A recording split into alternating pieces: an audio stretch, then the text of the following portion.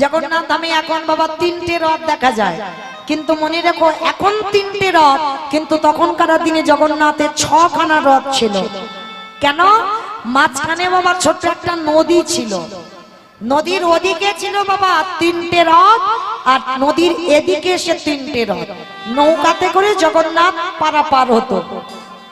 তো ইন্দ্রদম্ন রাজা মনে মনে করলো, ভক্তরা যারা যাবে জগন্নাথ দেখতে তাদের নদী পার হতে হবে, কিন্তু না, এই নদী যাতে পার না হয় তার জন্য আমি রাজা ইন্দ্রদম্ন আমি সিদ্ধান্ত নেব, আমি এই নদীতে একটা সেতু নির্মাণ করব। তা সেতু নির্মাণ করবে তো বাবা যতবার সেতু নির্মাণ হয় ততবার ওই একটা একটা করে বিম তৈরি হয়, একটা একটা করে থাম্বা তৈরি হয়, যতবার তৈরি হয় ততবার বাবা ভেঙে গুড়িয়ে যায়।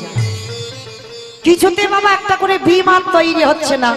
জগন্নাথের কাছে ছুটে গেল ইন্দ্রদম্ন রাজা, প্রভু তুমি কি চাও না যে ভক্তরা সরাসরি তোমার কাছে আসুক? কিসের জন্য? ওই নৌকা পার হয়ে আসবে।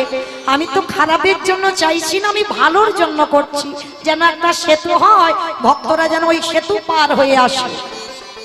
দৈববাণী করলো জগন্নাথ, শোনো ইন্দ্রদম্ন, সেতু তখনই তৈরি হবে যেদিন তুমি ওই প্রত্যেকটা বিমের মাথায় যদি তুমি নরবলি দিতে পারো, মানে মানুষের মস্তক ছেদন করে তার মাথাটা ওই একটা করে থাম্বাতে দিতে হবে। আজও আছে বাবা অনেক অনেক জায়গায় নিয়মটা, যতবার ব্রিজ তৈরি করতে যায় ব্রিজ ভেঙে যায়, নরবলি দিতে হবে, আর নরবলি দিলে তবেই বাবা সেটা থেকে যায়।